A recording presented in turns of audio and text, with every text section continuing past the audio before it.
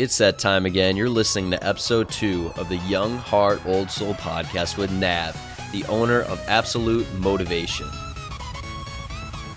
I'm here to bring you the stories of the most successful young entrepreneurs that will reveal their secrets to crafting a future filled with freedom, success, and happiness.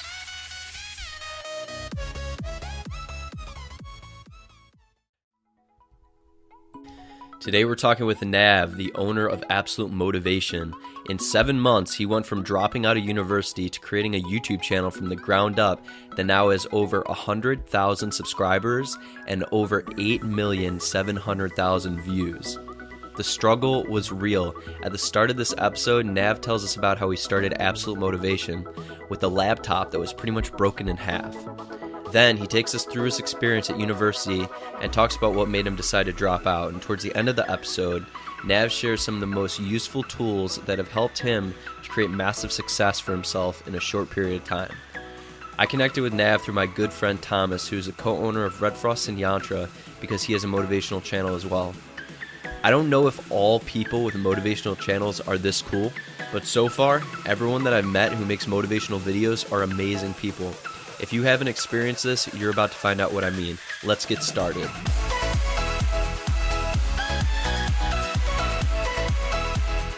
How's it going, Nav? Welcome to the show. Thanks for having me, man. Sure thing. Your Wi-Fi isn't going to go out in the middle of this, is it? No. Okay, good. Yeah, I'm just joking because remember the other day you're talking about how crappy your equipment was and how you had to position your laptop a certain way when you started Absolute Motivation. Yeah, talk to the listeners a little bit about that. That was really interesting, bro. In the beginning when I first started Absolute Motivation, I had no equipment.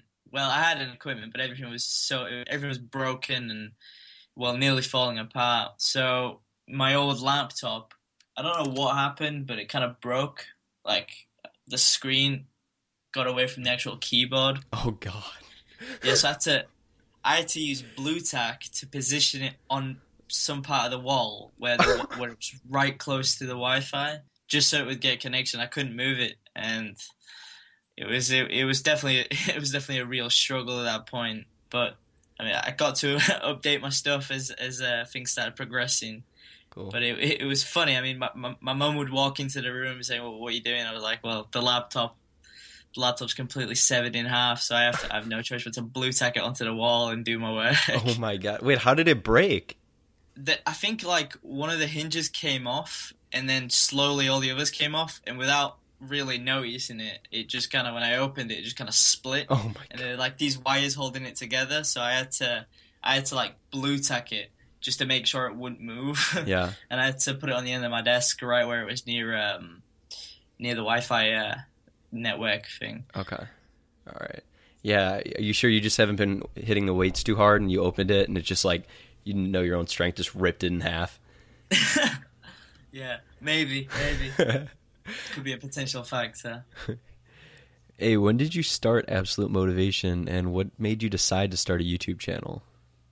It's actually strange. I mean, I think a month before actually setting it up, I noticed that this was kind of an emerging type of,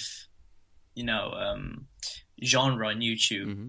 People were doing motivational videos, but everything was kind of one-dimensional. They were using the same speakers, Les Brown and Eric Thomas. I mean, these guys are amazing speakers, but it was relatively the same type of speech, reworded, same type of visuals, and it didn't really apply to everyone. So if someone wants to go down the route of, say, studying for university, or like me and you going into entrepreneurial ventures, there was nothing really for that, if you know what I mean. There wasn't really something that you can use as a catalyst for further education. So I think a month before, I made loads of notes on patterns on YouTube, what kind of things were doing well, what type of videos, in terms of motivational videos, were doing well. And then kind of set up a plan before I actually did anything.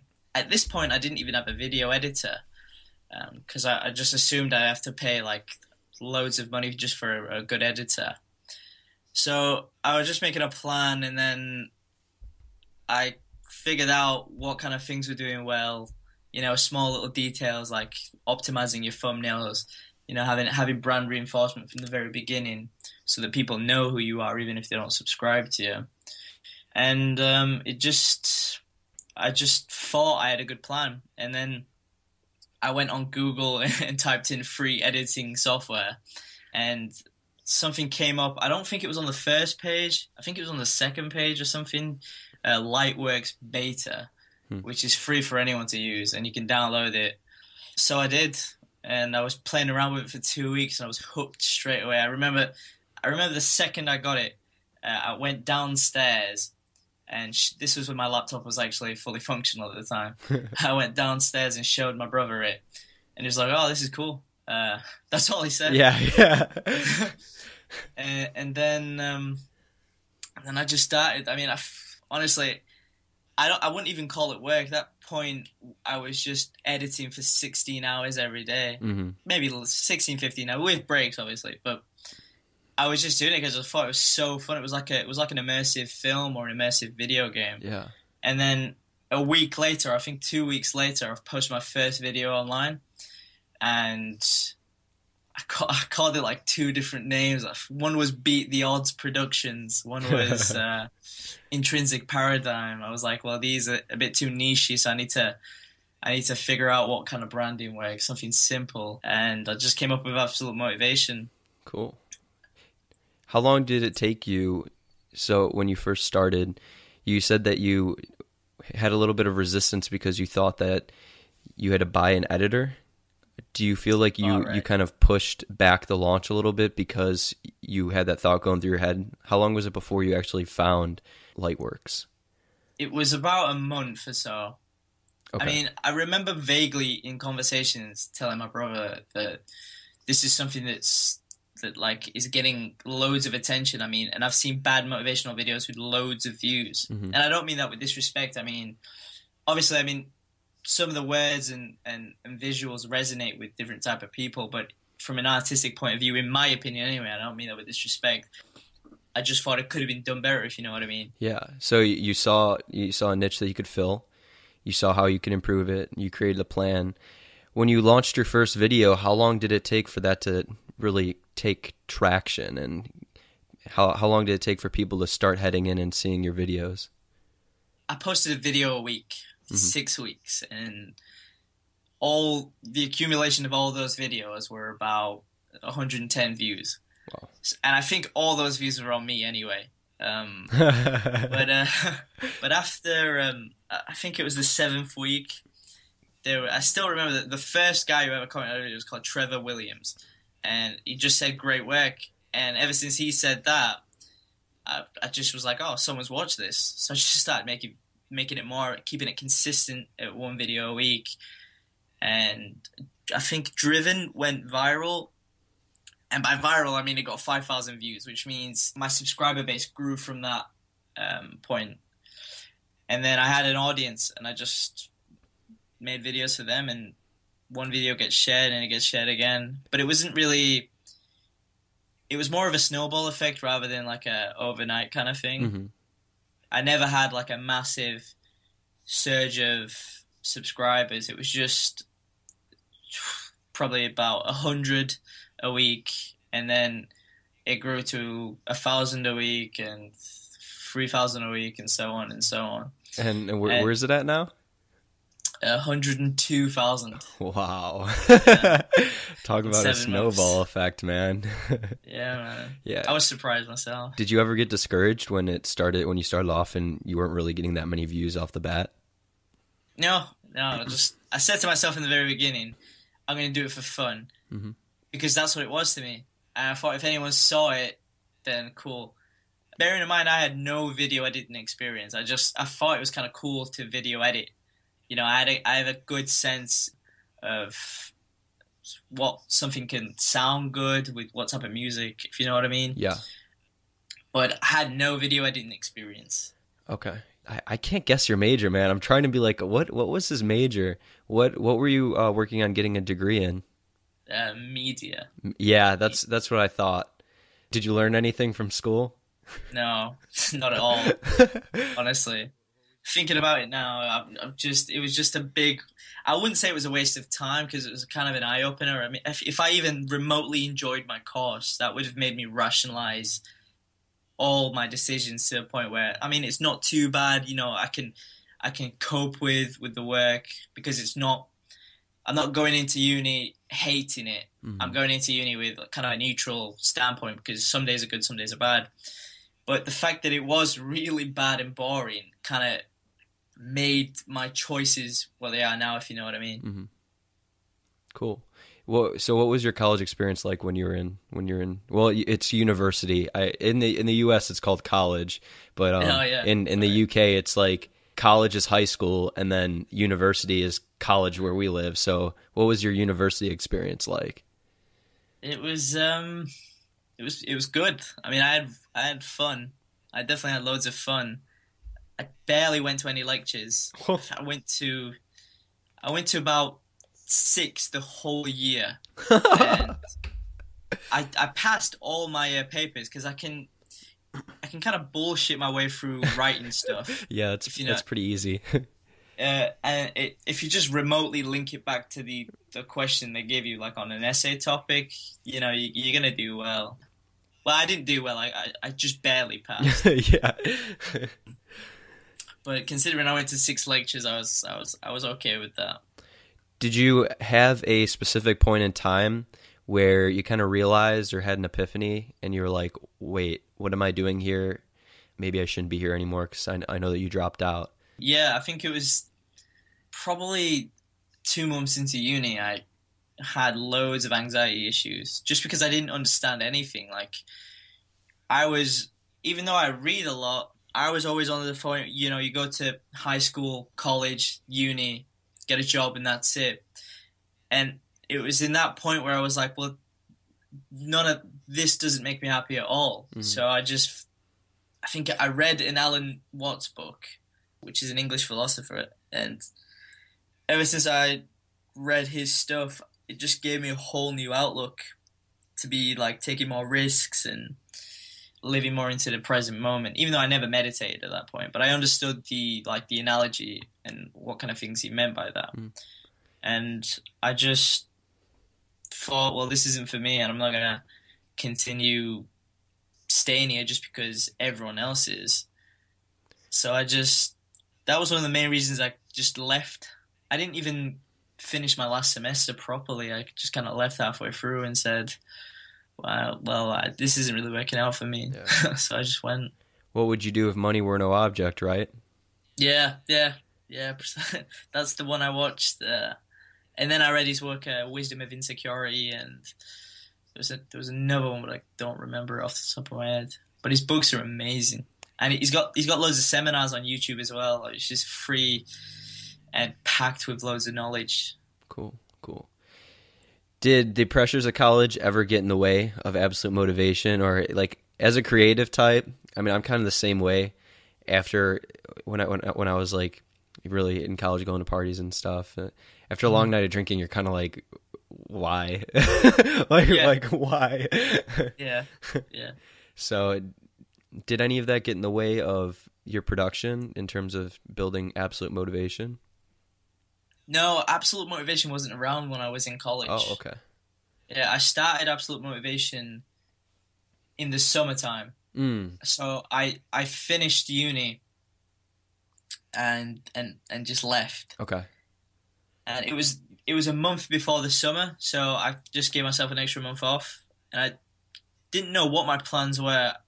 I was kind of under the impression I was going to go back, and when I started the channel, when it started doing well, I said to myself, well, it's a serious option for me to drop out. And that's exactly what I did. I just dropped out. I just rang him and said, I can't come to uni anymore. I've got other things going on. And they gave me the option of, right now I still have the option of going back. They said you can defer a year, see how you feel the next year. But I said to him, I'd rather not, but fair enough. Yeah, fair enough. yeah. I'll have it there. I'm not going to complain. Definitely. I know what you mean, man. How did your parents respond to this? They were actually okay with it. They weren't too skeptical, but they heavily insisted that I continue going to university. Mm-hmm. with absolute motivation. I just knew that it wouldn't work. It would be a mismatch. Yeah. The whole work and hobby / work balance. It would just be a mismatch. I knew that from the very beginning. My brother himself said, "No, don't go back to uni. You don't need to." Yeah. What I described the feeling to my parents is like when you're going to university and you feel like you don't belong there. It's as if you live in another world where everyone has to dig holes, and like what everyone does is they just like practice digging holes for 4 years and then they become a hole digger when they're done. And you don't want to be a hole digger. Like you want to do something else, but like society's pressuring you to dig holes. Like it's looked down upon if you don't do that. Yeah, man, that's an excellent example. Thanks, man. Yeah, you're much different than the average 20-year-old. Have you always been different or ahead of the game? I wouldn't say ahead of the game because it sounds as if I kind of know my own greatness, if you know what I mean. I wouldn't really say I'm special in any way. I just kind of, if I enjoy something, I'm more focused than, say, the average person. Okay. If that average person happens to be unfocused in that particular field. But if I really enjoy something, then I'm just 24/7 focused on it. And it doesn't matter if it's something that I've been good at since I was young or something I learn right now. If I have fun with it, I'm just going to be addicted to it. Yeah, dude, that's how I am. You just get engulfed, right? Yeah. Yeah. It's like an addiction. We talked about how we talked about this yesterday, how I was obsessed with video games and how I thought I was going to be an MLG pro. Yeah. That was one of the things like I absolutely loved, and literally wake up in the morning, play all day, fall asleep on Xbox, wake up, rinse and repeat. And that's transitioning into like entrepreneurship and building sites now and bringing ideas into reality. It's so fulfilling and it's so cool. It's like play. Yeah. But it's just benefiting you a lot more than, say, the video games. and it, like I remember that feeling you get where you just realize that I'm doing something that's going to benefit me so much in the future, and I'm having fun doing it. Whereas the main, I wouldn't say the mainstream, but the actual blueprint is, you're not meant to enjoy doing all the essays at uni. You're meant to enjoy the social aspect of it. You just kind of get through the work. At least for most people who could go in for a degree because they don't know what else to do. Mm-hmm. And the very notion that you're doing something and you're enjoying it and it's benefiting you like dramatically in your future, it's a cool feeling, right? It's the best feeling in the world, honestly. Yeah. I don't know how to explain it. You just really have to live it. Yeah, no, I agree. Do you have any habits that have really aided you when it comes to creativity and progressing forward in life? I don't force creativity, so one project might take me a month to do, but at the same time, another project might take me a week. And in terms of quality, the time isn't necessarily relevant, if you know what I mean. Mm-hmm. It just depends. If I feel creative, I'm going to get more done in a week than I would in a month. If I'm not particularly feeling creative in that time, I just space out portions where I feel creative or where I feel more productive. Okay. And it's just going by how it feels rather than kind of forcing it. Cool. In terms of habits, though, I'd probably meditation, honestly, is the best thing. Okay. What do you feel like are your most productive parts of the day? And you're like some people, in terms of creativity, they like to work at night more. Some people like to work earlier in the morning. I'm more of an early person. What's your preference? Definitely night. In terms of creativity. But when I was first starting out with absolute motivation, I'd wake up at 6 a.m. and just do a lot of work. Not work in terms of work on the actual channel, but work as in writing notes on the other people that were doing the same type of niche as me. I'd just write notes, what's working for him, what's not working for him, which videos have more views, which videos don't have as much views, and then I'd write why they don't. So I just study the competition, even though I don't look at the whole channel YouTube thing as a competition, but I just study it just to have more of an understanding as to what the audience would possibly like in future videos. Okay, that's cool, man. We were talking about meditation earlier. What do you do in terms of Oh, meditation, man? It's such a powerful thing, but so many people are unfamiliar with it, and it really, people are like, oh, this is kind of like woo-woo, weird. yeah. New Age. Yeah, yeah. What's your meditation schedule like? What type of meditation do you do? Just basically talk us through your average meditation session. Right, cool. I meditate when I wake up. Not necessarily exactly when I wake up, but I'll meditate in the morning. And there's nothing special about how I do it. I download an app called Headspace. You can go on Google as well. There's a web version of it, and you just listen to it. It's a 10-minute meditation. This guy called Andy, who's the creator of it, he just guides you through a meditation. Cool. It's 10 minutes, super effective, and it's free. So he actually has a 10-step program. Well, not a program, a 10-step meditation where you do one step every day for 10 days. And that's supposed to incorporate the habits of doing it. And you realize the mental clarity when you do it on a consistent basis. So I definitely recommend, using Headspace. If meditation isn't something that you can just, do right off the bat. Definitely. 10 minutes isn't long, though. Do you just meditate in the morning, or do you do it multiple times a day? If I really feel like stifled, I'll probably do it 3 times a day. But if I have a project coming up, I'll do it twice. I'll make sure I do it twice. If I'm just chilling and it's I don't have much pressure in the day, I'll just do it once and just have that mental clarity and just carry on. But I won't really force it. I'll do it when I feel like I need to. Okay. How do you feel like it benefits you? Does it benefit you creatively? You said it creates mental clarity. Does it just make you more aligned with your vision and what you want to accomplish? Yeah, the second one. You have altitude, like you'll think about long-term goals more than, the immediate gratification of accomplishing short-term ones. So for me personally, I get loads more done when I meditate, and I'll think about things that I wouldn't have been thinking if I hadn't.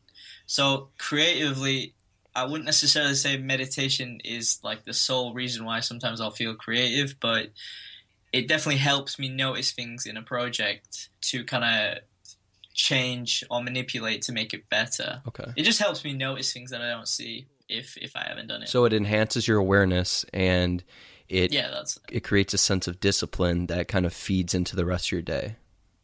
Yeah, precisely. Precisely. That's awesome, man. Yeah. Sorry. So my English is coming out. Yeah. We don't say that in America. That's weird. No, I'm just kidding. Yeah. So this podcast is all about giving the listeners useful knowledge and tools to walk away with. What would you say are 3 must-use resources that have aided you in creating financial freedom for yourself? Audiobooks, for one. One, because there's loads of audiobooks on YouTube, and they're free. And one audiobook can seriously change your whole thinking. So, you can wake up one day, read an audiobook, and then your whole outlook in life is just going to change just with it depends on the audiobook, but you know what I mean by in terms of getting the knowledge and then suddenly viewing things differently. What are some of the audiobooks that have done that for you? Well, I read Think and Grow Rich, and obviously that's a big favorite, but The Magic of Thinking Big by David Schwartz. Okay. Was amazing. It just opened your eyes up to a lot of possibilities. And The 4-Hour Workweek, that's also an amazing book.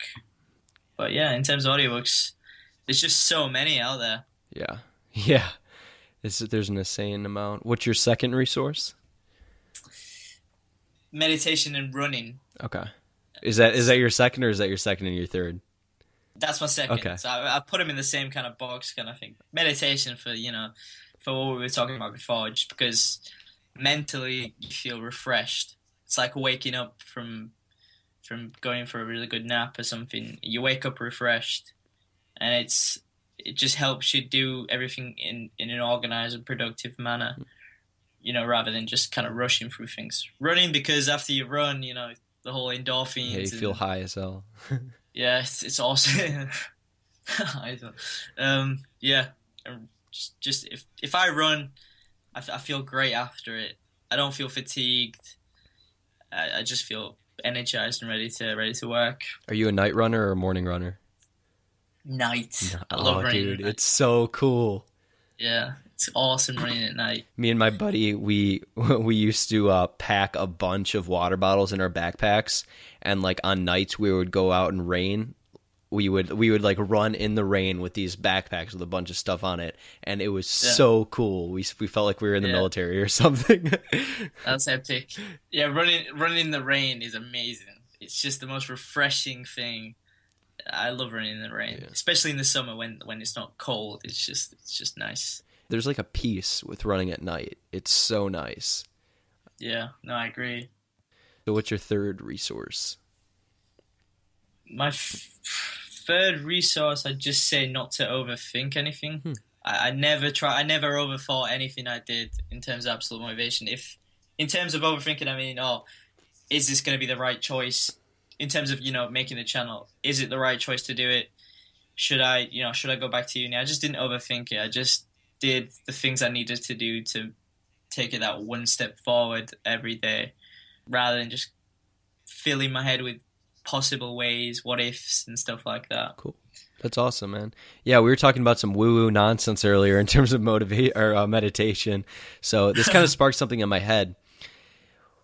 Did you have anything weird that happened to you when you were starting up Absolute Motivation in terms of like the law of attraction or any strange coincidences? Yeah, I'd probably say yeah, but I think that's subjective based upon my experience. Someone may view the same thing and just be like, oh, well, it's just a coincidence. But I've not read the law of attraction. I'm familiar by it, but it's weird.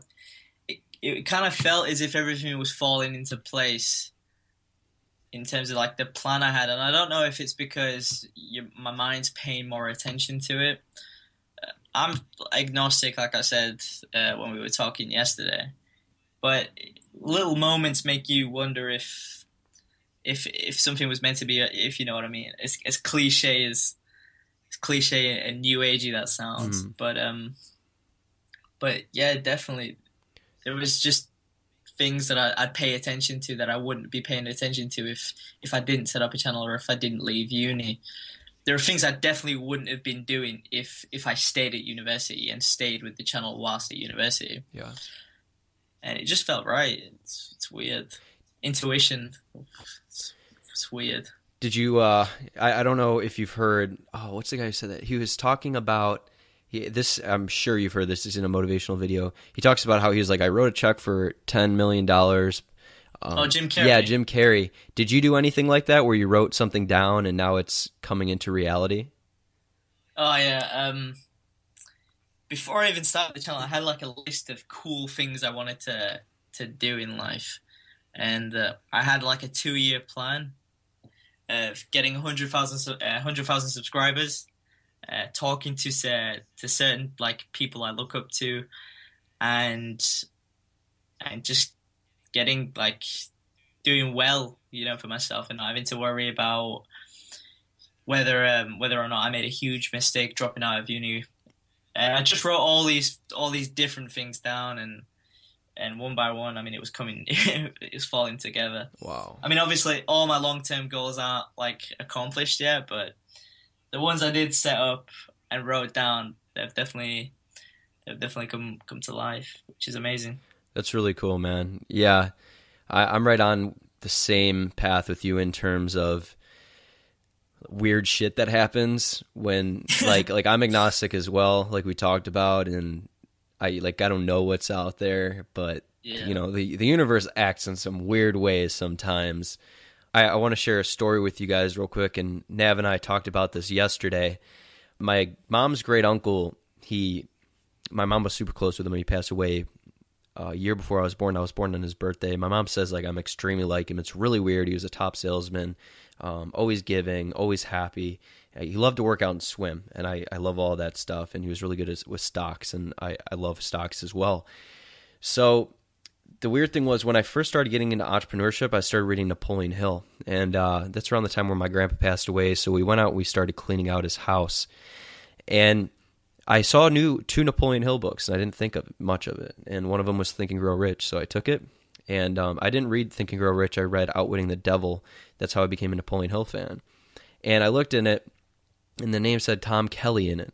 And I had no clue who that was. But then I decided to ask my mom. And it turns out that that's my mom's uncle who I was born on his birthday. So it could be a weird coincidence, but I kind of feel like maybe I was supposed to have that book at that time, because some of the concepts that I applied from that book have really, really changed my life big time. And it kind of just came to me at the perfect time. I didn't even reach out. It just came to me. So yeah, man, the universe is weird. No, that's an awesome story, by the way. I said yesterday, but it's one of them ones where it's like, it's so subjective that it has to be you that kind of notices that situation, because you know, I sometimes think when I'm trying to explain, like, oh, this strange coincidence that makes me question things, when I explain it to other people, like, they're not really going to resonate with it wholeheartedly. They can only resonate with similar types of experiences. And like I definitely resonate with what you're saying, because I know how you can have that moment where everything seems like, if it wasn't for that moment, it happened at the right time, right place. And for someone who hasn't experienced something like that, where it's so in line with your intuition and your thoughts, they'll just be like, oh, it's a coincidence. Just brush it off as if it's nothing. But but that's no fun. yeah, that is no fun. That is. I couldn't agree more. Yeah. Hey, if you can give one piece of advice to an entrepreneur at the beginning of their journey, what would it be? Work all the time and just have fun.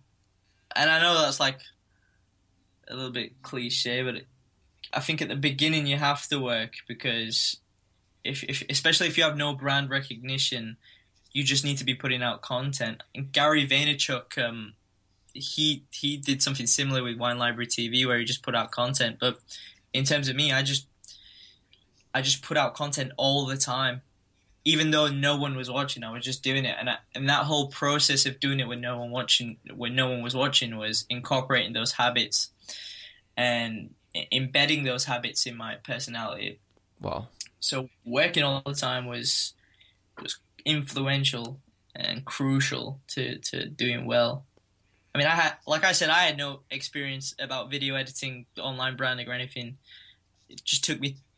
I started like 2 weeks after I downloaded the free beta version of Lightworks, which I use to this day. Wow, man. Yeah, that's extremely powerful. I mean, it's a simple law. You get out what you put in. That's what it comes down to. Yeah, precisely, man. Hey, thanks for coming on the show, bro. Thanks for having me, Ryan. It was great talking to you. What is failure? Failure in the eyes of society is, okay, someone who's homeless and then failing in school, which is really silly, because these teachers, they act like failing is a bad thing. If you fail, it's really looked down upon. And what they don't know and what they don't realize is that the lights that are lighting up those classrooms were built on the basis of failure. Thomas Edison failed over 1,000 times, and then finally the light bulb lit. If you fail because you're not smart enough, if you don't know specific information, if you fail because you've hit this obstacle that you've actually absolutely been giving it your all and you can't get through, that's okay. Failure is an opportunity. Failure is an opportunity to learn. The idea of failure doesn't even exist in my reality. Failure is a word of oppression. Failure is used to scare people and to push people down. People ask me, they go, Ryan, aren't you afraid of failure? What if you fail? What if it doesn't work out? You don't have a backup plan. You don't need a backup plan. You adapt. It's survival of the fittest. What happens when you hit an obstacle? You adapt, you change, you improve. And then you learn, you get better, and you try something else. And then you fail again. And then you get better, and you try something else. And I guarantee you, you will not fail 1,000 times. You probably won't even fail 3 times. I know, personally, again, I don't look at these things in terms of failure. But if I were to look at them in terms of failure, I might fail once and then learn and do it right the next time. It might be different from you. You might fail. You might not fail at all. You might just nail it from the start. You might fail 3 times. You might fail 4 times. But it's just more opportunity for you to learn. So if you're young, now's the time to start. Even if you're old, if you're 60 years old, like I talked about in my last episode, you're gonna die one day. All fear of failure fades away in death, okay? None of these failures are gonna matter when you're dead. It's not gonna matter. So just go for it. Have fun, kill it, fail, and learn, and then apply. Also, teach people about your failures, because those people will learn. They won't have to go through those struggles, and they will attain success much, much faster. And that's what life's about. Life is a process of learning and doing.